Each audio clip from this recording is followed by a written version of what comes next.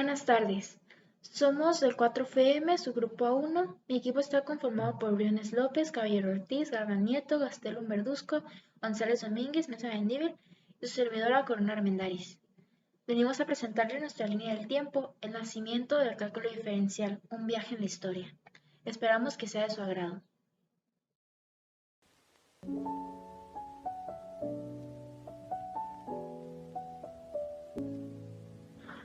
Comenzamos por el siglo XVII. El cálculo diferencial se origina al realizar estudios sobre el movimiento, es decir, la velocidad de los cuerpos al caer al espacio, ya que cambian de un momento a otro.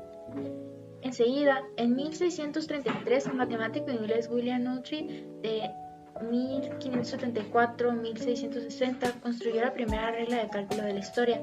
Es una herramienta de cálculo que con diferentes mejoras la han seguido utilizando ingenieros y arquitectos durante más de 300 años. El 17 de agosto de 1665, Fermat, cofundador de la teoría de las probabilidades junto a Blaise Pascal, e independientemente de Descartes, descubrió el principio fundamental de la geometría analítica. Sin embargo, más conocido por sus aportaciones a la teoría de números, conocido sobre todo por el último teorema Fermat, que preocupó a los matemáticos durante aproximadamente 350 años. Siguiendo con el siglo XVII, el 21 de julio de 1666, Sir Isaac Newton concibió el llamado método de las soluciones gracias al estudio del movimiento de los planetas alrededor del Sol. Se le denomina momentum a la cantidad fluente del arco recorrida en un corto periodo llamada razón del momentum. El 4 de julio de 1675, Leibniz realizó investigaciones similares a las de Newton e ideó símbolos matemáticos que hasta el día de hoy utilizamos. Además, las palabras derivada y ecuaciones diferencial las debemos a Leibniz. Los símbolos X, O y Y de Newton se traducen a dx y dy en el idioma de Leibniz. El 18 de septiembre de 1690, Jacob Bernoulli mostró que el problema de determinar una isócrona es equivalente a resolver una ecuación diferencial de primer orden no lineal. Él la resolvió por el método de las variables separables. El método general será anunciado por Leibniz. En el siglo XVIII, el cálculo ampliaría gradualmente los campos abiertos y generaría, por ejemplo, las series infinitas, el cálculo de variaciones, la geometría diferencial, las ecuaciones diferenciales, el análisis de funciones con variables complejas y muchas otras. Y después de ese siglo sigue el 29 de agosto de 1711. Newton introdujo la fórmula de interpolación de diferencias finitas de una función, que después fue mejorado por Taylor.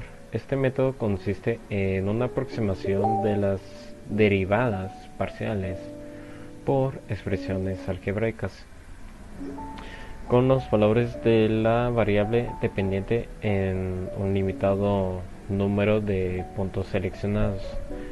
Como resultado de la aproximación, la ecuación diferencial parcial que describe el problema es reemplazada por un finito de ecuaciones algebraicas en términos de los valores de la variable dependiente en puntos seleccionados. Después de ese año sigue 1748, donde la prestigiosa María de Gnessy, que nació 1718 y murió en 1799, publicó un libro, el cual fue el primer texto para estudiar el cálculo diferencial e integral. Este libro se podría encontrar muchos ejemplos y problemas cuidadosamente seleccionados para ilustrar las ideas y métodos originales y generalizaciones, que también se incluía una ecuación bautizada como curva aversiera, que en italiano significa girar, pero que también responde a la contradicción del término que designa a la mujer del diablo. La curva de Agnesi, o también llamado Versiera, es el lugar geométrico de puntos M y es obtenido a partir de una circunferencia. Su ecuación es y es igual a A3 sobre A2 más X2. Es una curva racional de tercer orden, con el eje de las X como asíntona y su sólido por revolución generado es igual al cuádruple al área del círculo, donde A es igual al diámetro de una circunferencia. Después de Sofía de Agnesi llega Leonhard Euler el 4 de octubre de 1748 para hacer un descubrimiento en un problema clásico de matemática. Este descubrimiento lo plasmó en su obra La introducción al cálculo infinitesimal, y el descubrimiento fue que encontró y determinó el valor de pi mediante el problema de la cuadratura del círculo, el cual es un problema en el que se propone que se debe de dibujar un cuadrado del mismo área que un círculo dado en un número finito de pasos. Después de esto, Euler también utilizó las letras, como la letra E, por ejemplo, para entender la base del logaritmo natural. También utilizó la letra griega sigma para realizar sumas, y para la unidad imaginaria utilizó como referencia la letra I. Después de este matemático llega Joseph Louis Lagrange entre los años de 1772 y 1788 para tomar la mecánica clásica de Isaac Newton, reformularla, crear una nueva, la cual sea mucho más sencilla de entender, cual tenga fórmulas más sencillas y el cálculo se facilite para el uso de cualquiera. A esta nueva mecánica se le conoció como la mecánica lagrangiana y se cree que es el origen de la mecánica actual que tenemos, de la mecánica analítica. Lagrange también hizo varias aportaciones al cálculo, como por ejemplo los multiplicadores de Lagrange, su ecuación diferencial, el principio de Lagrange y la identidad de Lagrange. Y para finalizar, en el año de 1788 obtuvo una ecuación diferencial general del movimiento y la adaptó para el caso particular del movimiento rectilíneo. Y aparte de eso, igual escribió numerosos artículos sobre cálculo integral y formuló la conocida ecuación diferencial de Lagrange. Y todo esto fue lo que se dio durante el siglo XVIII, y con eso sí finalizaron los descubrimientos del siglo XVIII. En el siglo XIX, los temas que se desarrollaron más que nada fueron las geometrías no euclidianas, la teoría de números, la geometría de grupos y más que nada el álgebra en general. También estuvo presente el análisis con variables complejas, y en la segunda mitad de este ciclo apareció la lógica matemática y la teoría de conjuntos. 16 de mayo de 1811, Agustín Cauchy, que nació en 1789 y falleció en 1857, publica su primer artículo, en el cual demuestra que los ángulos de un poliedro convexo están determinados por sus caras. Un año más tarde, en 1812, publicó un segundo artículo sobre los polígonos y poliedros. Ya en 1814 sale a la luz su memoria fundamental sobre integrales definidas, y luego aborda y demuestra el teorema de Fermat sobre los números poligonales. 1817, Bernard Bolzano, que nació en 1781 y falleció en 1848. Este matemático es reconocido por habernos dejado dos teoremas, el teorema de Bolzano y el teorema de Bolzano-Weierstrass. El primero sirve para trazar gráficas de funciones continuas o para hallar el valor aproximado donde hay una acotación en la raíz. El segundo dice que a cualquier intervalo se le podrá alcanzar un máximo y un mínimo absoluto. 1854, Karl Weierstrass, que nació el 31 de octubre de 1815 y falleció el 17 de febrero de 1897. En 1854, como ya dije, se publicaron las memorias de Weierstrass y esto le consiguió un doctorado honorario. Al ver las universidades de doctorado, le pidieron que se uniera a su facultad. Finalmente, decidió unirse a una que estaba en Berlín, ya que contrajo compromisos con ella. Este matemático, durante su periodo como profesor, logró desarrollar conferencias sobre funciones analíticas, elípticas, así como problemas de geometría y mecánica. El mejor aporte que dio es que logró dar las definiciones de continuidad, límite y derivadas de una función, las cuales se utilizan hoy en día. Año 1857. Bernhard Riemann nació en Alemania en 1826 y falleció en Zelasca, Italia en 1866. La tesis de Bernhard Riemann, con la cual se doctoró en 1857, habla de los fundamentos de una teoría general de las funciones de una variable compleja. Es de gran importancia para el cálculo, pues en tal memoria se señala cómo una función viene definida por sus repuntos singulares y valores en los límites. En su tesis, Riemann estudió la teoría de variable compleja y en particular lo que ahora llamamos superficies de Riemann. Por tanto, introdujo métodos topológicos en la teoría de funciones complejas. La obra se sustenta en los fundamentos de la teoría de variables complejas de Cauchy, que había sido construida a lo largo de muchos años, y en las ideas de Putsiut sobre los puntos de ramificación. Sin embargo, la tesis de Riemann es una obra asombrosamente original, en la que examinó las propiedades geométricas de las funciones analíticas, de las aplicaciones conformes y de la conexidad de superficies.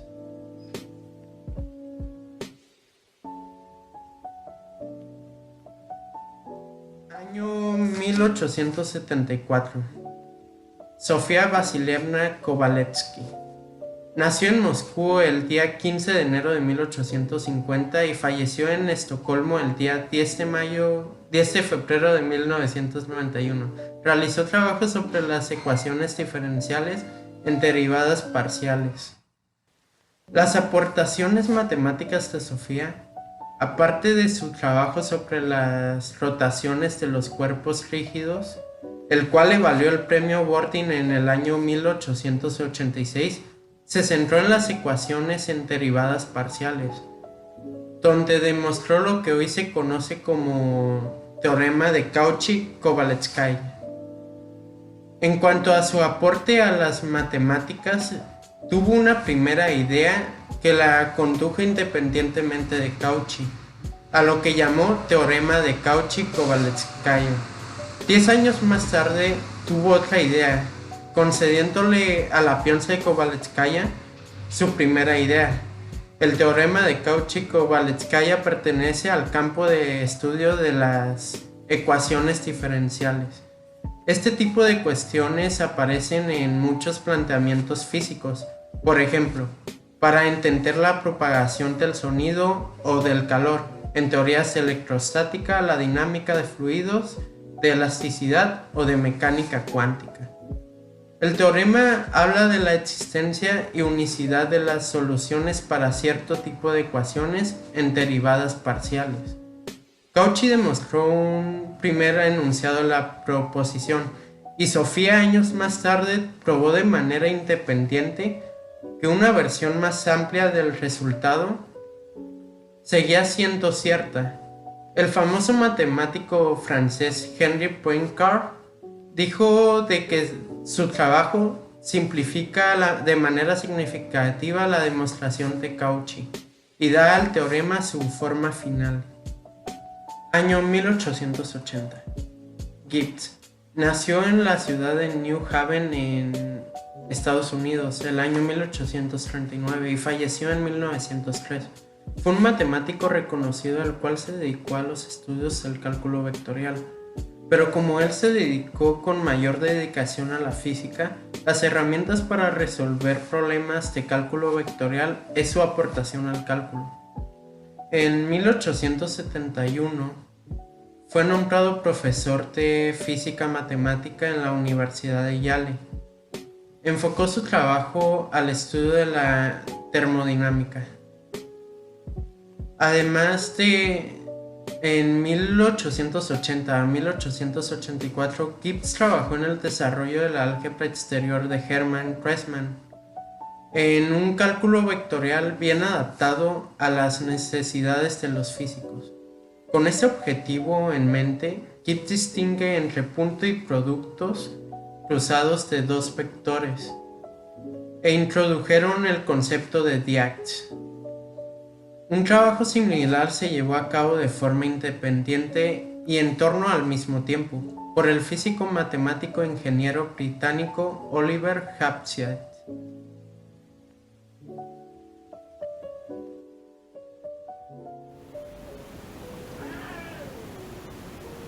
Año 1901. Henry Léon Lebesgue nació el día 28 de junio de 1875 en Beauvais, Francia, y falleció el día 26 de julio de 1941 en París, Francia. Es profundamente conocido por sus aportes a la teoría de la medida y de la integral. Su principal aporte al cálculo fueron sus meticulosas investigaciones sobre las integrales. Por la década de 1920, Lebesgue fue reconocido como uno de los más destacados matemáticos de su época y elegido miembro por las sociedades científicas más prestigiosas de su época, como lo son la Academia Científica de París y la Sociedad Matemática de Londres. Desarrolló notables trabajos en los campos de topología, descripción del entorno matemático de una teoría y las series numéricas aplicadas a los teoremas de la conservación de la energía. Su principal obra corresponde a sus investigaciones sobre integrales. En 1901 formuló su teoría de la medida, que dio paso a la definición de una integral que lleva su nombre y que impulsó la ciencia matemática analítica del siglo XX. 4 de octubre de 1979. Las hojas de cálculo habían sido utilizadas durante cientos de años por los contables antes de que apareciera un programa informático. El primer programa fue VisiCalc, el cual proviene del acrónimo en inglés Visible Contador. 30 de junio de 1989. La primera hoja de cálculo que salió en el mercado fue VisiCalc, pero también tuvo mucha importancia en su época otra hoja de cálculo, la cual se llama Lotus 123, la cual salió en el mercado en 1982. Actualmente las tres hojas de cálculo más utilizadas son Excel, hojas de cálculo de Google y BIRT.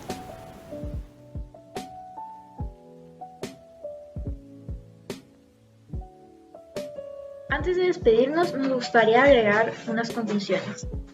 El progreso de las ideas se da en el tiempo a través de una trayectoria perfectamente delineada y preconcebida. Existen muchos elementos que en la construcción son desechados, reformulados o agregados. Las concepciones fisiológicas sobre la realidad, el papel de la ciencia y en especial las concepciones sobre las características que debe reunir el conocimiento matemático para ser considerado como conocimiento científico, determinaron las épocas realizadas en cada época, el impacto que tuvieron los personajes y las contribuciones consignadas de la historia difícilmente pueden ser comprendidas cabalmente si estas consideraciones no se toman en cuenta. La historia del cálculo comienza desde los inicios de la historia del hombre, cuando nos vimos en la necesidad de contar. Han sido muchos los matemáticos que han influenciado en el desarrollo del cálculo que actualmente tenemos, donde las matemáticas son actualmente la base de todas las ciencias que maneja el hombre, debido a que su campo de acción cubre la totalidad de los conocimientos científicos. Trayendo así el desarrollo y uso del cálculo ha tenido efectos muy importantes en casi todas las áreas de la vida moderna. Es fundamento para el cálculo numérico, aplicado en casi todos los campos técnicos y o científicos cuya principal característica es la continuidad de sus elementos. En especial, en la física, prácticamente todos los desarrollos técnicos modernos como la construcción, aviación, transporte, meteorología, etc., hacen uso del cálculo. Muchas fórmulas algebraicas se usan hoy en día en balística, calefacción, refrigeración, etc., donde se muestra qué tan importante es el cálculo hoy en día. Mi equipo y yo esperamos que esta presentación haya sido de su agrado. Sin más que agregar, muchas gracias por su tiempo y por su atención.